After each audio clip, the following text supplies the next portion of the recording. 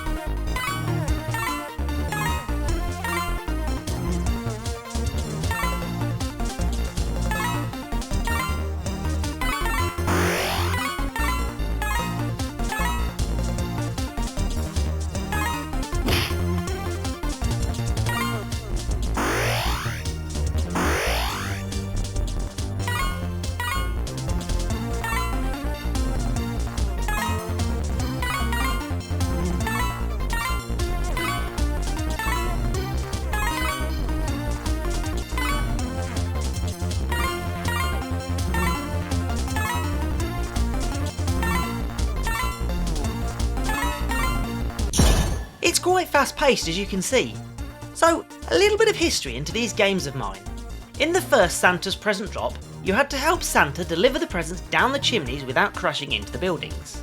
In the sequel, Santa was annoyed that you dropped the wrong presents to the wrong people, so he fitted the elf-controlled Gift-o-Matic 5000 to help. Now this was an unpopular move with the elves as it was quite brutal to keep up. And somehow, whilst flying over the Alps, the Gift-o-Matic 5000 exploded, scattering presents all over the mountains. Luckily, Santa had his skis with him, and with your help he must collect as many presents as possible in the time allowed. Now I've covered a lot of the concepts of this game before, so I'm going to ignore the music, sound effects and the game menu selection. Instead, we'll focus on that pseudo 3D effect, and this game started out with an idea that I came up with over 30 years ago. Back when I was about 14 and playing around with AMOS, I really wanted to create something 3D-ish, like a racing game, something a bit like Lotus Turbo Challenge. After a lot of playing around I came up with this. It's not great, but reasonably fast, although not very useful. All it does is move stripes downwards using the rainbow command, and the wobble is created using this pre-made background image that I just copy onto the screen using a sine wave. I never got any further with this back then, but it did give me a few ideas, as you've already seen. So how did that experiment become the game you've seen? Well, the first thing it showed me was that less colours gives more speed. Also that the compiler is really important, and if you find any suitable tricks or hacks you're gonna need them. So let's take a closer look at the game and try to understand what's going on.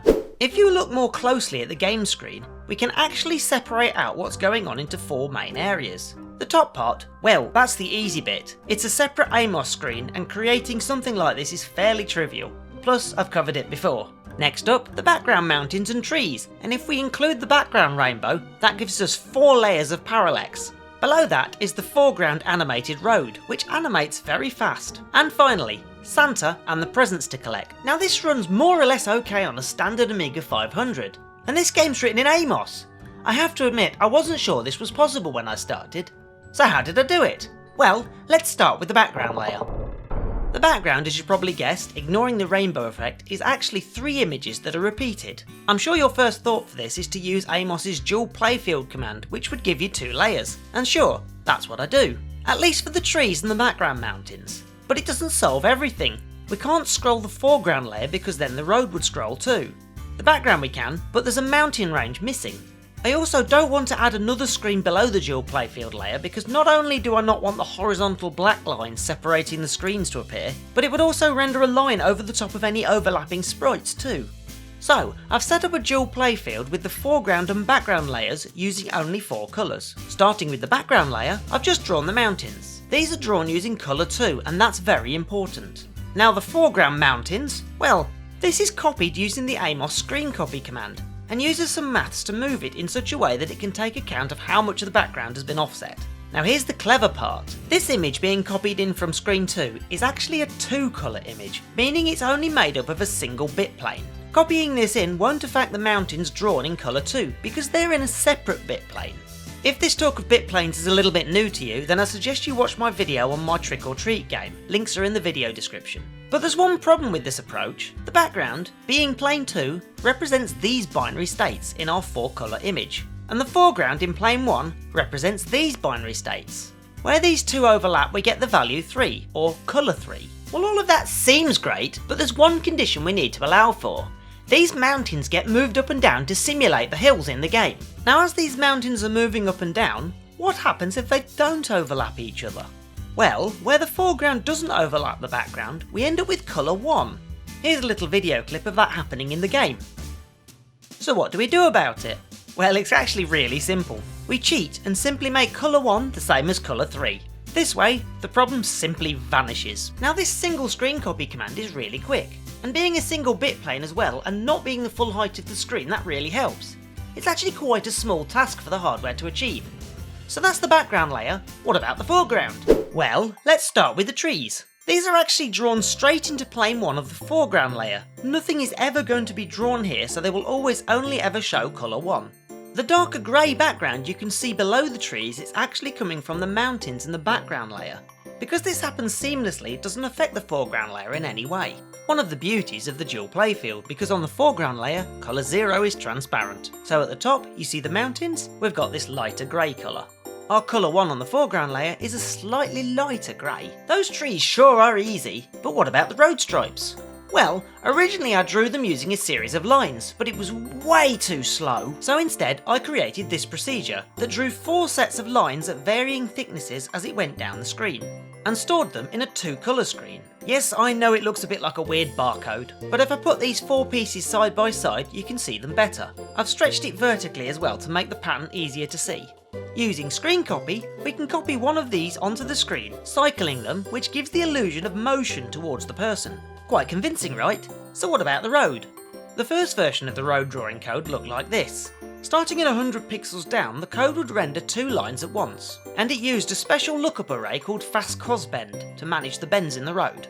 This pre-calculated curve is based on the sine function, which unfortunately is really slow to do in real time. This drawing multiple lines effect worked okay, but as you can see it's really slow, mainly due to the number of draw operations. Also, because it's skipping 2 lines at a time, it actually looks quite low resolution, so I needed a different approach. Instead of calculating every line, I changed the code so it stored the left and right edges along with the Y position and changed it to skip many lines at a time.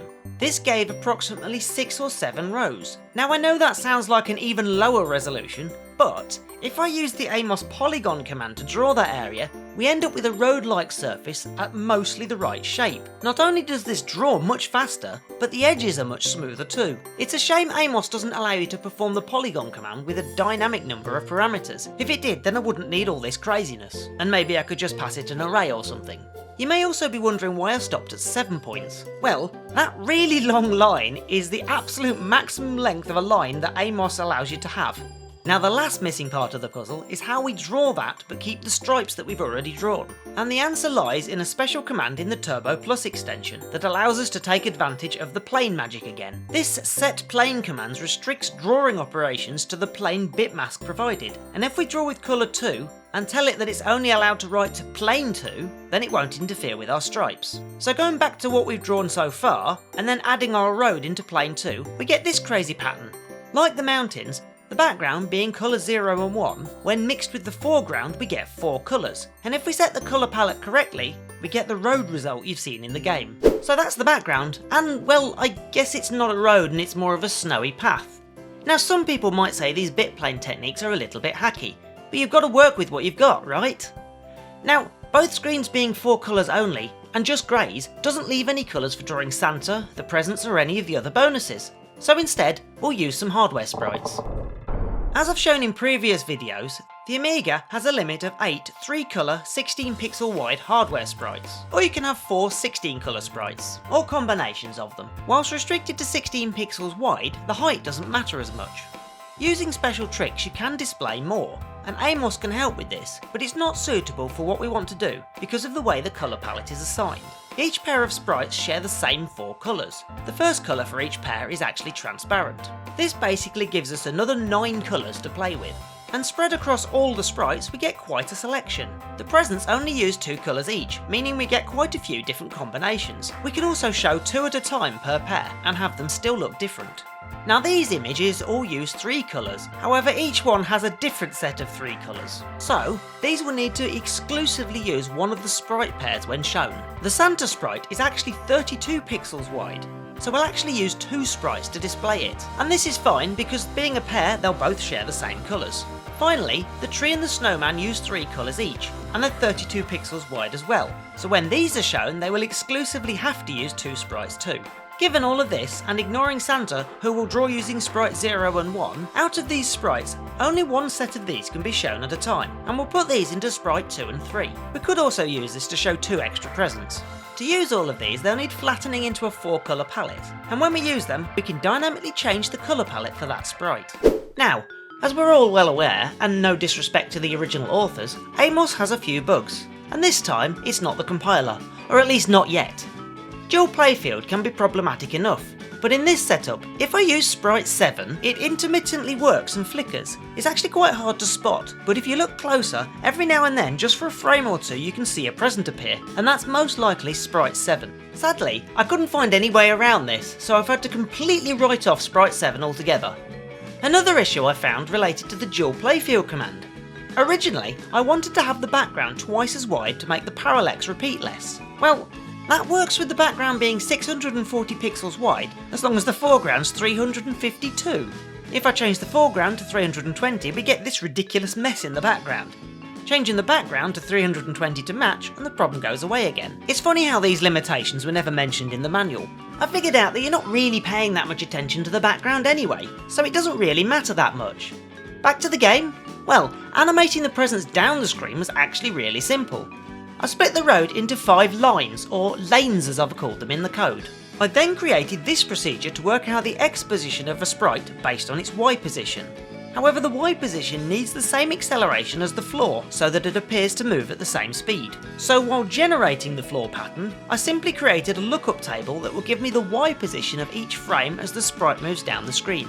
Actually moving the sprites around, well, that's fairly trivial compared to the rest of this. It just becomes a task of finding unused sprites, assigning something to it, and animating it down the screen until it drops off the bottom, or a collision is detected with Santa. The only other issue now is the game rendering speed.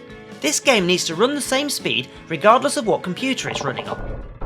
I started by working out what the update loop time was for a standard Amiga 500, and then used that to restrict how often the sprites and floor should advance. But because on faster machines there's more frames to spare, I've added a small trick to smooth out the animations of things moving down the screen. This section of code first moves the sprite to the Y position that it would be on this update, and then it programs an AMOS command to automatically move the sprite to the position it will be on the next update, with the duration set to the amount of time between advances. For faster machines, this smooths out the gap and allows the sprite to smoothly work its way down the screen.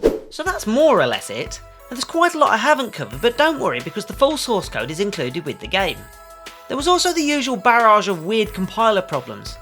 Take a look at this bit of code for example. It's an excerpt from the code used to generate the floor stripes. I've made it print the Y positions the code generates.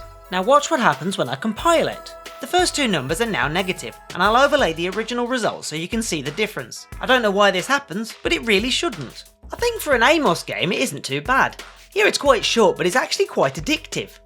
I started this with a proof of concept, and I didn't think I'd be able to get it to work as fast as it does, but as you can tell, I'm really pleased with the results. The source code for this game is available in the links in the video description, so have fun taking a look. It does use the AMCAF extension and the Turbo Plus extension, so make sure you get them installed first. Thanks again to Virgil, who kindly provided me the music for this game, excellent as always. I hope you found that interesting. Thanks for watching, and I'll see you in the next one. Merry Christmas.